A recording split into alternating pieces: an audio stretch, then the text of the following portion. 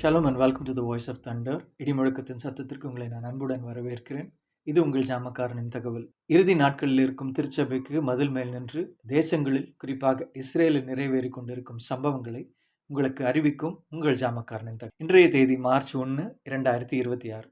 ஒரு முக்கியமான தகவலோடு கூட உங்களிடத்துல நான் வந்திருக்கேன். பல முக்கிய சர்வதேச செய்தி நிறுவனங்கள்ல அறிவிக்கப்பட்ட தகவலின்படி ஈரானின் தலைவரான அயத்தோலா அலி ஹமேனி அமெரிக்கா இஸ்ரேல் கூட்டு இராணுவ தாக்குதலில் கொல்லப்பட்டதாக அறிவிக்கப்பட்டு சில இஸ்ரேல் அதிகாரிகளுடைய அறிக்கையிலும் ஈரான் அரசின் ஊடகங்களிலும் அவரின் மரணம் உறுதிப்படுத்தப்பட்டதாக கூறப்படும். அமெரிக்க அதிபரான டொனால்ட் ட்ரம்ப் ஹமேனி மரணம் அடைந்ததாக வெளிப்படையாக அறிவித்திருக்கிறார். அது மட்டுமல்ல, இது நடைபெற்று வரும் மோதல்ல ஒரு முக்கியமான ஒரு திருப்பமாக இருக்கும் என்றும் அவர் சொல்லியிருக்கிறார். ஈரான் அரசு மூத்த தலைவர்களுக்கு வழக்கமாக அறிவிக்கும் தேசிய துக்க காலம் 40 நாள் துக்க காலம் இப்பொழுது இவருக்காக அறிவித்திருக்கிறதாக தகவல்கள் வெளியாயிருக்கிறது. இது ஈரான் அரசு ஹமேனி மரணத்தை ஏற்றுக்கொண்டதாக சுட்டி காட்டப்படுவதாக பார்க்கப்படும். சமீப காலமா இவரையும் இவருடைய தலைமையில நடந்து வரும் அரசையும் எதிர்த்து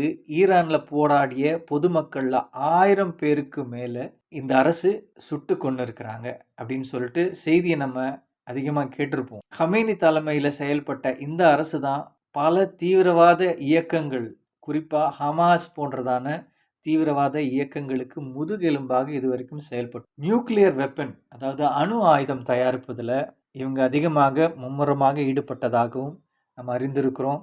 பல செய்திகளை நம்ம கேட்டிருக்கிறோம். இதை எதிர்த்து இஸ்ரேல் தொடர்ந்து போராடி கொண்டிருந்தது. இவர்களுக்கு பல எச்சரிக்கைகள் கொடுத்திருந்தாங்க இந்த அணு ஆயுதம் தயாரிப்பதை நிறுத்துவதற்காக. ஆனால் எதையும் பொருட்படுத்தாமல் இவங்க தொடர்ந்து அணு ஆயுதங்களை உருவாக்கி கொண்டிருந்தாங்க. இப்போ இந்த சம்பவமானது அதற்கும் ஒரு முற்றுப்புள்ளி வைத்திருக்கும் என்று சொல்லியும் நம்பப்படுகிறது. பார்ப்போம் வருங்காலங்களில் என்னென்ன நடக்கிறது என்று சொல்லி நம்ம கவனித்திருப்போம். இந்த சம்பவம் தானியேல் 8 சொல்லப்பட்டதான யுத்தத்திற்கு சம்பந்தமாக அமைய போகிறதா?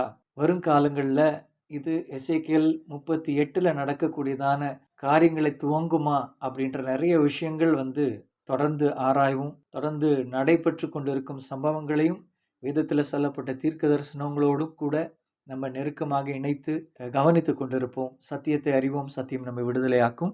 Shalom shalom.